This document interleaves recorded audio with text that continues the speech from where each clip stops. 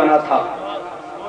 सरकार खुतबा इरशाद फरमाते, खुतबा कभी लंबा भी होता, अब खड़े होकर खुतबे देने से इंसान थक जाते हैं, जब तो आपने मेरे लिए ये कुर्सी बिछाई है, ठीक है, ताकि इजीली बात कर सकूं। तो इसी तरह सरकार के लिए जब तक मिंबर नहीं बना था तो सरकार टेक लगा के खुतबा इरशाद फरमाते। किसके साथ टेक लगाते? हुजूर अलैहिस्सलाम की मस्जिद नबवी शरीफ में एक था सतून। सतून किसका है? लकड़ी का। लकड़ी है खजूर की, खजूर का तना है, खुश्क लकड़ी है, अब हरी भी नहीं, खुश्क है, कटी गई है, वो काट दी गई है, वो जमीन में गड़ी हुई भी नहीं, यानी दरख्त की सूरत में नहीं, काट दिया गया, खुश्क हो गया। कब से फिर मस्जिद का सतून बन गया। अब इमामुल अंबिया अलैहिस्सलाम उससे टेक लगाते हैं। सहाबा ने देखा सरकार को तकलीफ होती है, बैठ के खुतबा देना चाहिए, इसलिए एक सहाबी जो मिंबर बनाना जानते थे, लकड़ी का काम जानते थे, उन्होंने सरकार के लिए मिंबर बनाया, मस्जिद में पेश किया। आका मेहरबानी फरमाए इस पे जलवा फरोज होके हमें खुतबा इरशाद फरमाए, सुकून से आप खुतबा दें, हम सुकून से आपकी बात भी सुने और जी भर के आपके रुखे ज़ेबा का दीदार भी करें। अब अल्लाह के हबीब उस साहिब खुलूस की कदर करते हुए मिंबर पे जलवा फरोज होते हैं ना, ये सतून है। पास से जब पास से गुजरे यहाँ तशरीफ फरमा हुए तो सहाबा किराम फरमाते हैं हमने अपने कानों से सुना कि सतून ने रोना शुरू कर दिया। सतून ने रोना शुरू कर दिया। ऐसे रोता है जिस तरह ऊंटनी का बच्चा मर जाए तो वो उसके लिए बिलखती है, ऐसे रोना शुरू कर दिया। सहाबा किराम हैरान है, ये सतून भी रो पड़ा है, ये तना खजूर का रो रहा है, भाई कभी लकड़ी भी रोती है?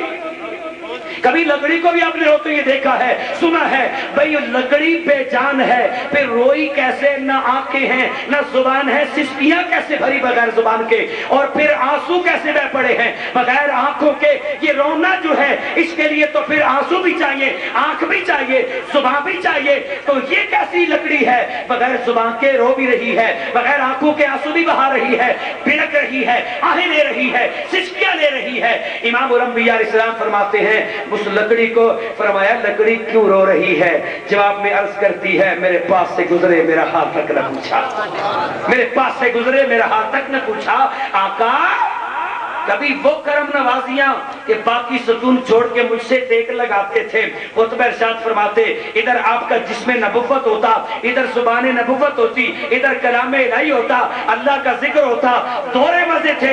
इधर खुदा का जिक्र सुनती थी, अल्लाह का कलाम सुनती थी, जुबान नबुव्वत से सुनती थी। इधर सरकार आपकी टेक बनती थी, आपका सहारा बनती थी। सरकार इतनी सादतों से मुझे मालूम कर दिया, अब मिंबर बन गया है, अब मुझ गरीब से टेक कौन लगाएगा? अब मुझ गरीब को कौन देखेगा? मुझ गरीब को कौन पूछेगा?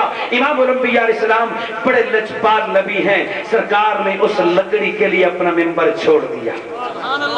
अब इमाम अंबिया अलैहिस्सलाम अपना मिंबर मुबारक छोड़ देते हैं, मिंबर को छोड़कर लकड़ी के करीब चले जाते हैं। खुश्क तने खजूर का सतून की सूरत में जो मस्जिद में खड़ा है, इमाम अंबिया अलैहिस्सलाम करीब जाते हैं। सरकार ने उसके ऊपर यूं दस्ते नबुव्वत फेरा है, जिस तरह रोने वाले को तसल्ली दी जाती है, दिलासा दिया जाता है, दिलासा दिया जाता है, चुप कर जा, अल्लाह बेहतरी करेगा, सब्र कर। इमाम अंबिया धमकी देते हैं, नबुव्वत का हाथ फेरते हैं, दिलासा देते हैं। वो आहिस्ता उसकी आहों की आवाज कम होती जाती है, सिसकियों की आवाज कम से कम होती चली जाती है, यहाँ तक कि सहाबा फरमाते हैं वो चुप हो गया। इमाम अंबिया अलैहिस्सलाम फरमाते हैं ऐ लकड़ी सतून, ऐ खजूर की लकड़ी के सतून, तू रो क्यों दिया है? अर्ज कहते आका आपके फिराक में रोया, आपके हिजर में रोया, आपकी मोहब्बत में रोया, क्यों न रोता कि इश्क जिनादे ओए हड्डी रचिया रोना कम में उना मिलते रोंदे बिछड़े रोंदे अते रोंदे टुरदे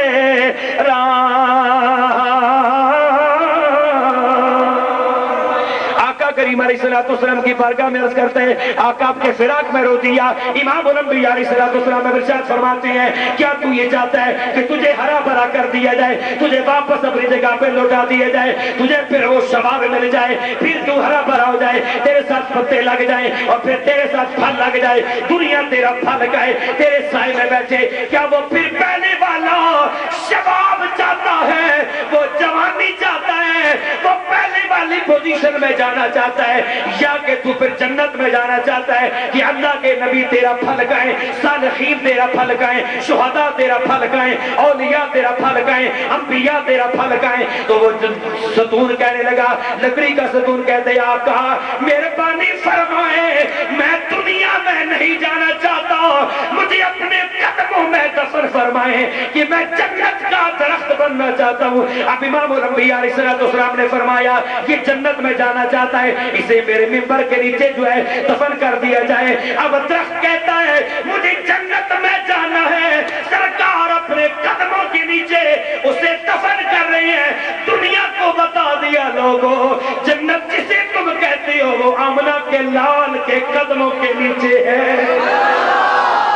تکبیر، اللہ اکبر، رسالت، حیدری، سیدی مرشدی، یا نبی یا نبی، سیدی مرشدی، یا نبی یا نبی، غلام ہے رسول کے غلام ہے، غلام یہ رسول میں موت بھی قبول ہے۔ ارے کہنے والے نے اس کھجور کو کہا کہ تو کملی والے آقا علیہ السلام کی دست نبوت سے جنت میں جانا چاہتا تھا، لیکن سرکار نے تجھے جو ہے اپنے قدموں کے نیچے دفن کر دیا ہے، تو جنت سے معروم ہو گیا۔ لیکن سنیے پھر وہ درخت اسے کیا کہتا ہے، وہ کھجور کا تنا کیا کہتا ہے، مسجد نبی کا ستون اسے کیا کہتا ہے، کہتا ہے واعظ تینو واعظ کسے جنت دے، ساڈی جنت یار دے قدماں وچ، تینو واعظ کسے جنت دے، ساڈی جنت یار دے قدماں وچ، تو ہور کتاباں پڑھیاں نے، اسا ہور کتاباں پڑھیاں نے، تو ہور کتاباں پڑھیاں نے، اسا ہور کتاباں پڑھیاں نے۔ اب سنیے یہ لفاظی نہیں، یہ جوش خطابت نہیں، بلکہ امام الانبیاء علیہ السلام کی حدیث پاک سنیے جنت کہاں ہے۔ امام الانبیاء علیہ السلام ارشاد فرماتے ہیں، فرمایا ما بین بیتی و منبری روضۃ من ریاض الجنہ۔ امام الانبیاء علیہ السلام نے فرمایا میرے گھر سے لے کر میرے منبر تک یہ جو جگہ ہے، فرمایا یہ جنت کا ٹکڑا ہے۔ علماء فرماتے ہیں جنت کا ٹکڑے سے ٹکراتی ہے، اس کی وجہ اس کے سوا کوئی نہیں، سرکار کے بار بار یہاں قدم رکھتی ہے، اپنے گھر سے منبر، منبر سے گھر، گھر سے پھر منبر پہ، منبر سے پھر گھر، ارے بار بار جہاں سرکار کے قدم لگتے ہیں، ارے وہی جگہ تو جنت بنتی ہے۔ اس لیے سرکار نے فرمایا اگر جنت جانا ہے تو اپنے قدموں کے نیچے فرمائے سے دفن کر دیا جائے۔ نعرہ تکبیر، اللہ اکبر، رسالت، نعرہ حیدری، جشن عید میلاد النبی۔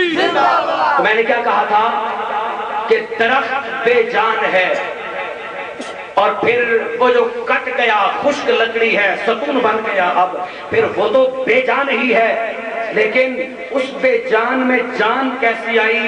اس نے نبی کریم کو پہچانا کیسے؟ حضور سے گفتگو بغیر زبان کے کیسے کی؟ پھر سرکار کی باتیں بغیر کانوں کے سنی کیسی؟ اور پھر یہ سارا سلسلہ جو ہے، یہ رونا، یہ آہیں بھرنا، یہ آنسو بہانا، یہ سسکیاں بھرنا، یہ ساری چیزیں تو زندگی کی علامت ہے۔ جب بھائی وہی روتا ہے، بچہ پیدا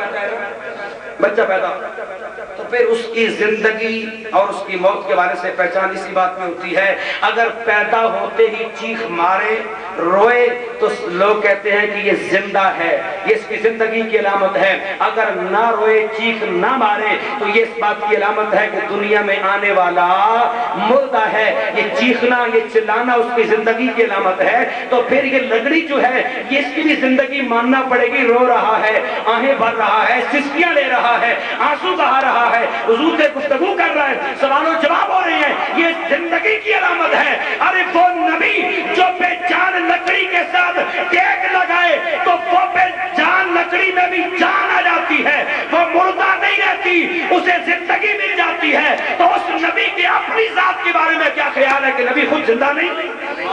वो जो पत्थरों को जिंदगी बांट रहा है, अरे वो जो लकड़ी को जिंदगी बांट रहा है, उस नबी के अपने बारे में क्या कीदा है कि नबी खुद जिंदा नहीं? अगर जिंदा नहीं तो फिर कलमा क्यों पढ़ते?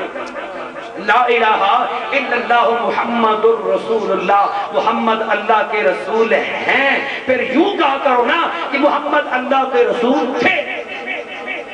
रिसालत सिफ्त है, रसूल है मौसूफ। सिफ्त तभी बाकी रहती है जब मौसूफ बाकी हो। जैसे अब मैं कहूं कि जनाबे ज़ियाउल हक साहब मुल्क के सदर हैं, और कोई कहे जी वो तो 21 साल 22 साल गुजर चुके हैं, वो तो फौत हो गए, तो अब यही कहा जाएगा कि वो सदर थे, जिंदा थे, सदर थे, फौत हो गए, अब सदर हैं नहीं बल्कि सदर थे। तो फिर जब नबी के बारे में कहते हो कि नबी मोहम्मद अल्लाह के रसूल हैं, तो फिर मानना पड़ेगा कि सरकार जिंदा हैं। रिसालत सिफ्त है, सिफ्त बाकी जभी रह सकती है। हुजूर का ओहदा और मनसब है रिसालत, मनसब जभी बाकी रह सकता है कि मनसब वाला भी बाकी रहे। ताज जभी बाकी रह सकता है कि ताज के लिए सर भी सलामत रहे। जब सर न हो तो ताज किस पे? तो फिर ताज सलामत खत्म नबुव्वत का जब ही हो सकता है कि जब खुद नबी खातमुन नबिय्यीन मौजूद हो, जिंदा हो। अल्लाह रब्बुल इज्जत ने सरकार को हयात अबदी, हयात हकीकी अता फरमा रखी है। इमामुल अंबिया अलैहिस्सलाम पे मौत वारिद हुई एक आन के लिए वादे खुदा के मुताबिक। फिर तमाम उलमाए अहले सुन्नत कहते हैं, आलम इस्लाम का इस बात पे इत्तेफाक है कि सरकार जिस तरह पहले हयात ज़ाहिरी के साथ जिंदा थे, आज भी कब्र में उसी हयात हकीकी के साथ जिंदा है। फर्क सिर्फ इतना है कि जिस तरह आप देखते हैं चराग रोशन है ना, जल रहा है, तो अब उसकी जितनी रेंज होती है दाएं बाएं वो नूर बखेरता है, रोशनी होती है, नूर होता है। लेकिन वही चराग जल रहा है, अब उसके ऊपर आप बर्तन उल्टा कर दें, चराग तो नीचे जल रहा है, नूर तो फिर भी वो बखेर रहा है, लेकिन ऊपर बर्तन आने की वजह से बर्तन से बाहर जो कुछ है उन्हें न वो चिराग नजर आ रहा है, न उसकी रोशनी नजर आ रही है, न उसका नूर नजर आ रहा है। वो तो यही समझते हैं कि कोई चिराग नहीं, अगर था तो फिर बुझ गया, अगर जल रहा होता तो रोशनी हमें भी दिखाई देती, लेकिन दिखाई इसलिए नहीं दे रही, ऊपर पर्दा है बर्तन का, बर्तन की वजह से नूर बाहर नहीं आ रहा, अंदर तो बराबर जल रहा है वो चिराग। इसी तरह फरमाते हैं कि बरज़ख जो है पर्दे को कहते हैं। हुजूर की हयाती तैयबा पे बरज़ख का पर्दा आ गया। हुजूर जैसे पहले जिंदा थे इसी तरह आप भी जिंदा हैं। जिस तरह पहले के हयात में नूर बांट रहे थे, जिंदगी बांट रहे थे, फैज़ पहुंचा रहे थे, हिदायत बांट रहे थे, आज भी सारा फैजान हुजूर अलैहिस्सलाम का जारी और सारी है। ये और बात है कि इमाम ओलंपिया पे बरज़ख का पर्दा है, हमें सरकार की जिंदगी नजर नहीं आती, लेकिन जिन्हें नजर आई है वो क्या कहते हैं, सुनिए। सुभान अल्लाह। बरेली के ताजदार इमाम अहमद रज़ा बरेलवी रहमतुल्लाह तआला अलैह इसलिए तो फरमाते हैं, कहते हैं तू जिंदा है वल्लाह, वल्लाह अल्लाह की कसम, तू जिंदा है वल्लाह, तू जिंदा है वल्लाह, मेरी चश्मे आलम से छुप जाने वाले, तू जिंदा है वल्लाह, तू जिंदा है वल्लाह, हाँ तू जिंदा है वल्लाह, तू जिंदा है वल्लाह, मेरी चश्मे आलम से छुप जाने वाले, मेरी चश्मे आलम से छुप जाने वाले। क्या अर्ज कर रहा था कि पत्थर में जान आ गई, जब पत्थर की निस्बत अल्लाह के खलील के बदन से हो गई, और लकड़ी में जान आ गई जब उसकी निस्बत इमाम उलंबिया से हो गई, उसे जिंदगी भी मिल गई है, जान भी आ गई है, पहचान भी आ गई है, वो जानता पहचानता है कि आप अल्लाह के रसूल हैं।